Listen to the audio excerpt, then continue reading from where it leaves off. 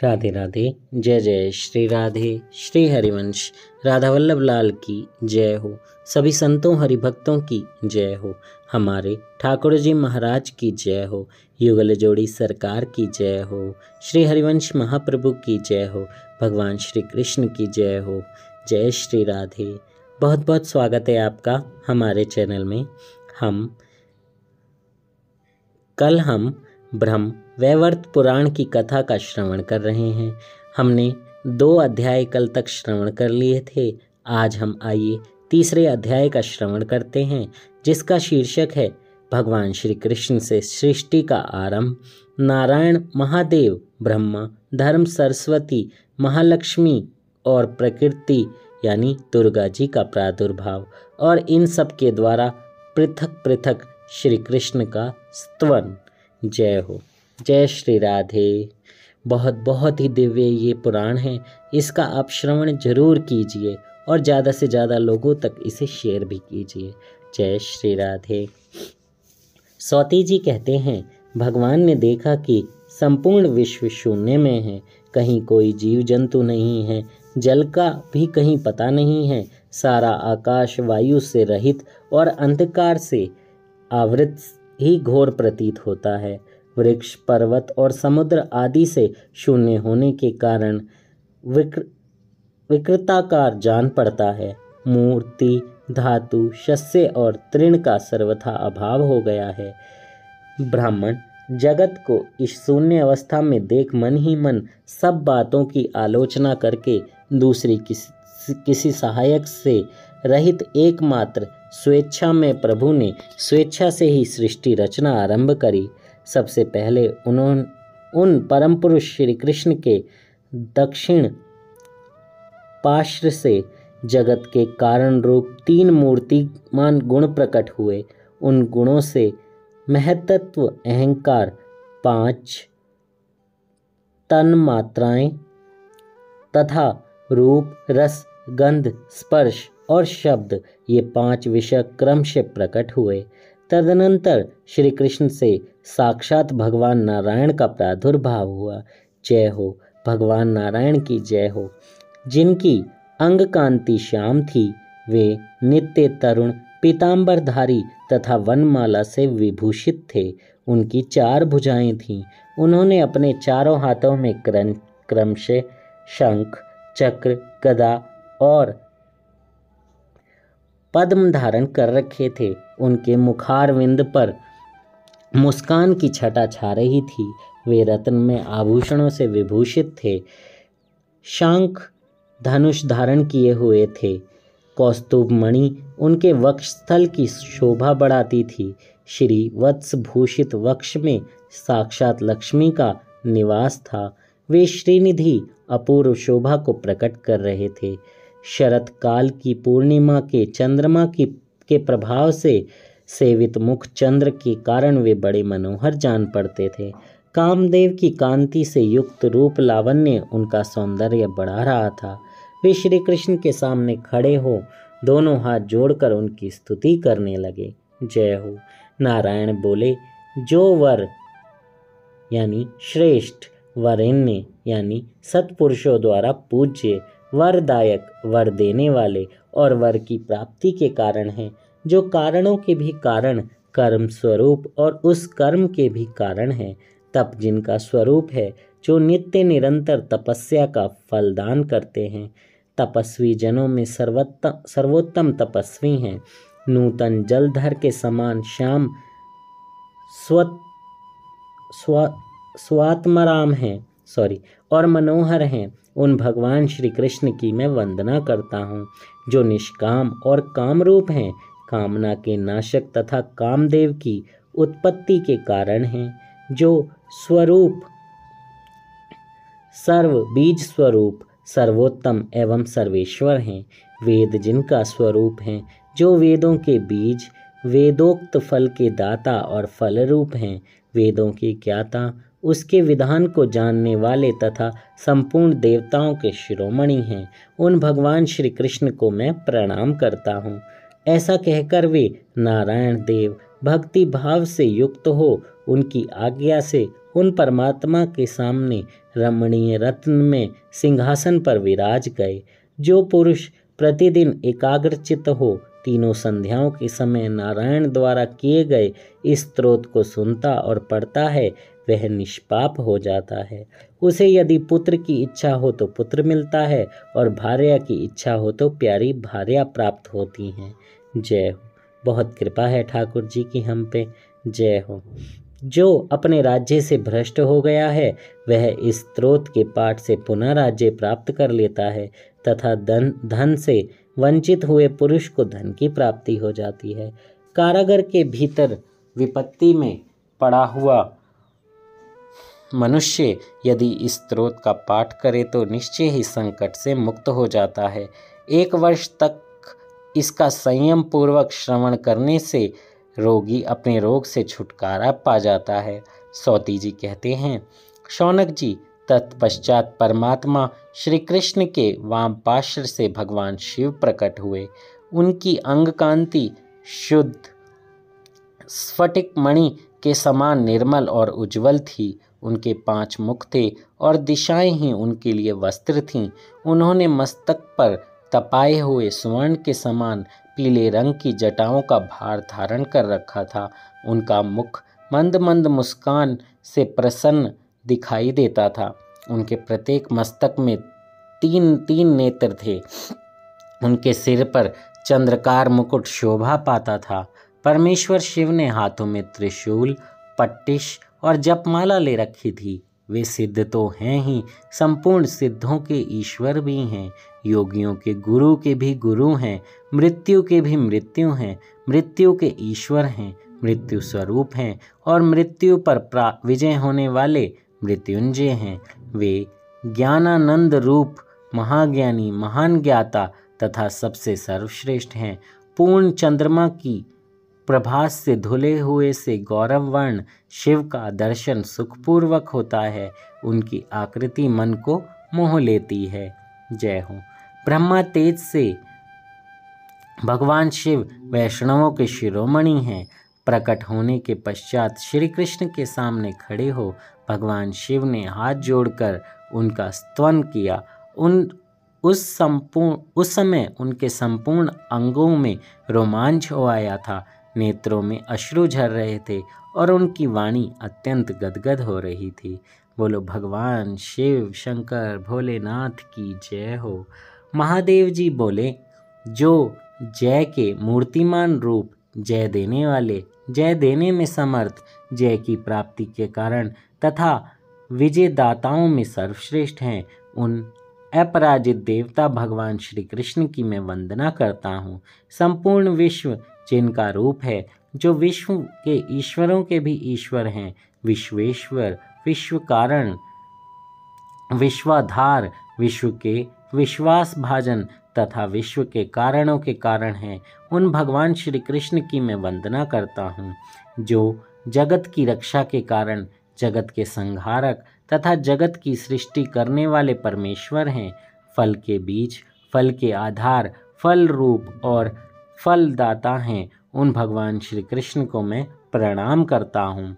जो तेज स्वरूप, तेज के दाता तथा संपूर्ण तेजस्वियों में श्रेष्ठ हैं, उन भगवान गोविंद की मैं वंदना करता हूँ। ऐसा कहकर महादेव जी ने भगवान श्री कृष्ण को मस्तक झुकाया। उनकी आज्ञा से श्रेष्ठ रत्नमय सिंहासन पर नारायण के साथ वार्तालाप करते हुए बैठ गए। जो मनुष्य भगवान शिव द्वारा किए गए इस स्तोत्र का संयत चित्त होकर पाठ करता है, उसे संपूर्ण सिद्धियां मिल जाती हैं और पग पग पर विजय प्राप्त होती है। उसके मित्र धन और ऐश्वर्य सदा वृद्धि करते हैं और शत्रु समूह, दुख, पाप नष्ट हो जाते हैं। सौती जी कहते हैं, तत्पश्चात श्री कृष्ण के नाभि कमल से बड़े बूढ़े महातपस्वी ब्रह्मा जी प्रकट हुए। उन्होंने अपने हाथ में कमंडल ले रखा था। उनके वस्त्र, दांत तथा केश सभी सफ़ेद थे। 4 मुख थे। वे ब्रह्मा जी योगियों के ईश्वर तथा शिल्पियों के स्वामी और सबके जन्मदाता गुरु हैं। तपस्या के फल देने वाले, संपूर्ण संपत्तियों के जन्मदाता हैं। वे ही सृष्टा और विधाता हैं। तथा समस्त कर्मों के कर्ता, धर्ता एवं सहकर्ता है। चारों वेदों को ही वे धारण करते हैं। वे वेदों के ज्ञाता, वेदों को प्रकट करने वाले और उनके पति हैं, यानी कि पालक हैं। उनका शील स्वभाव बड़ा सुंदर है। वे सरस्वती के कांत, शांत चित्त और कृपा की निधि हैं। उन्होंने श्री कृष्ण के सामने खड़े हो दोनों हाथ जोड़कर उनका स्तवन किया। उस समय उनके संपूर्ण अंगों में रोमांच छवाया था तथा उनकी ग्रीवा भगवान के सामने भक्ति भाव से झुकी हुई थी।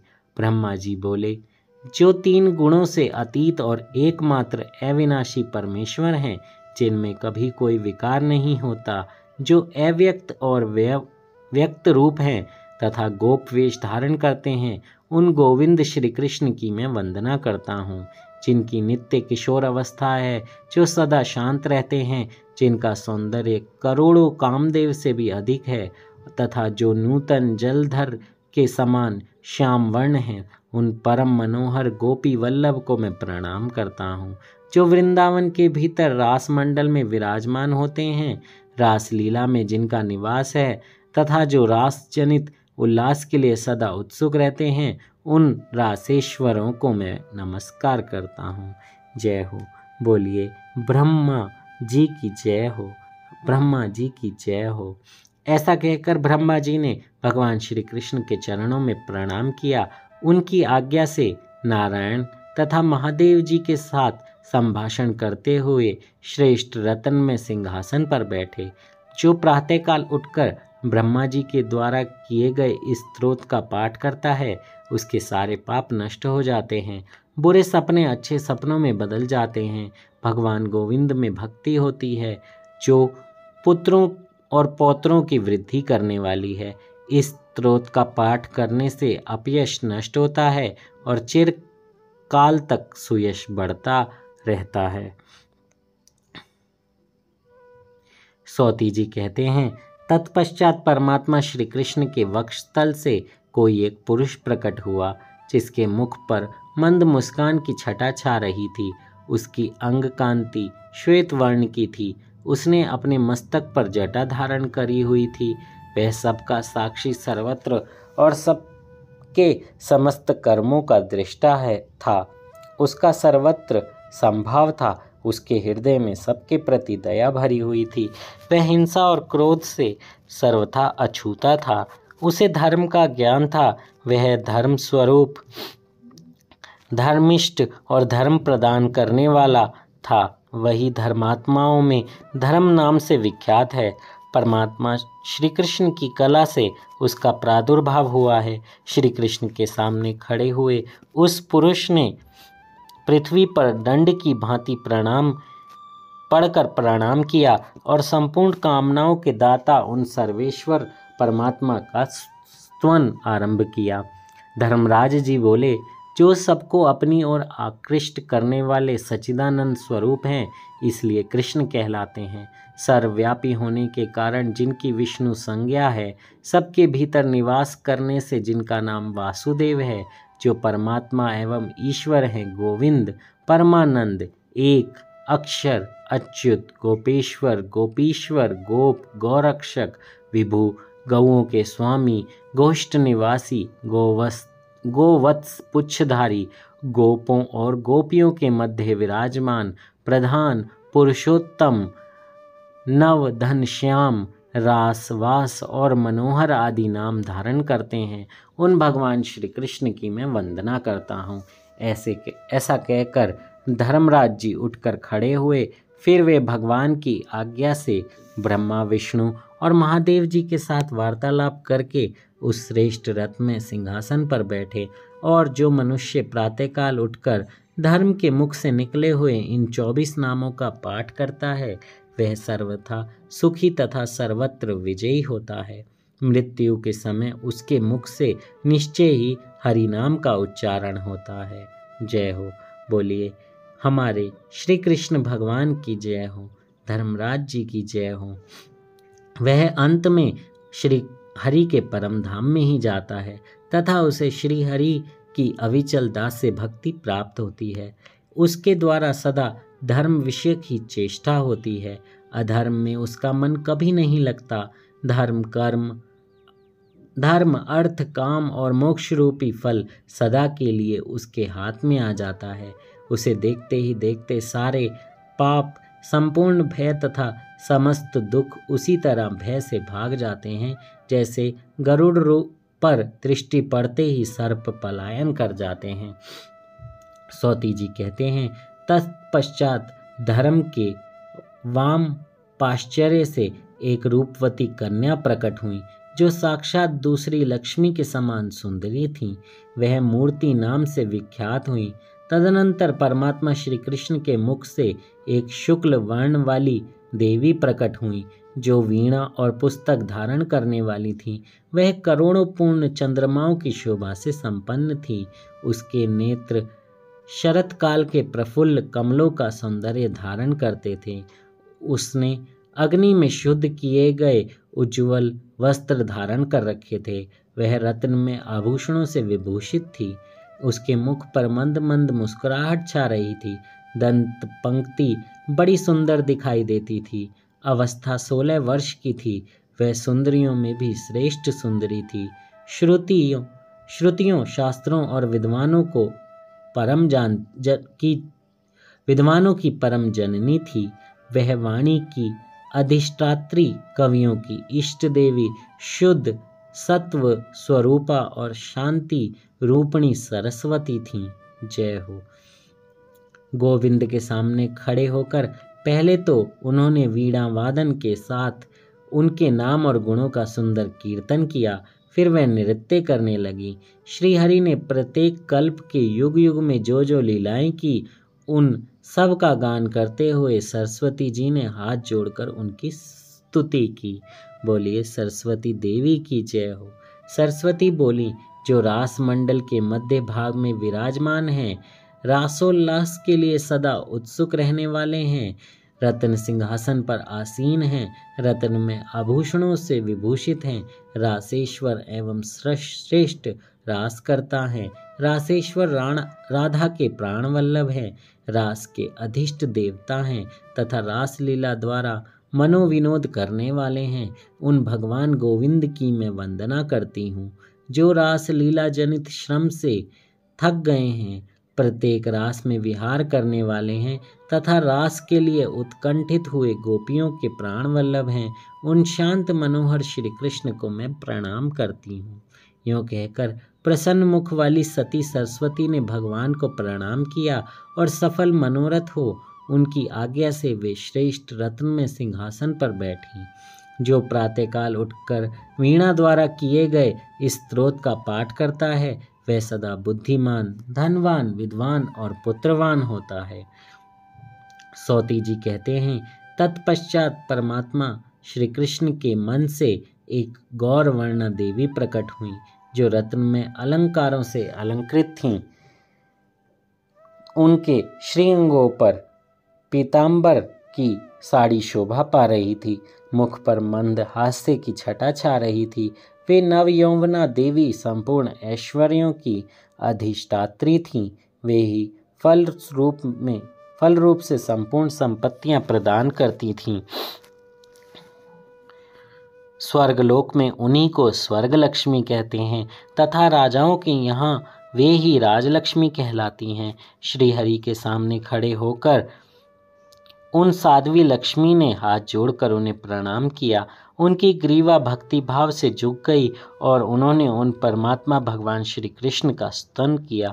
महालक्ष्मी बोली, जो सत्य रूप सत्य के स्वामी और सत्य के बीज हैं, सत्य के आधार और सत्य के ज्ञाता और सत्य के मूल हैं, उन सनातन देव श्री कृष्ण को मैं प्रणाम करती हूँ।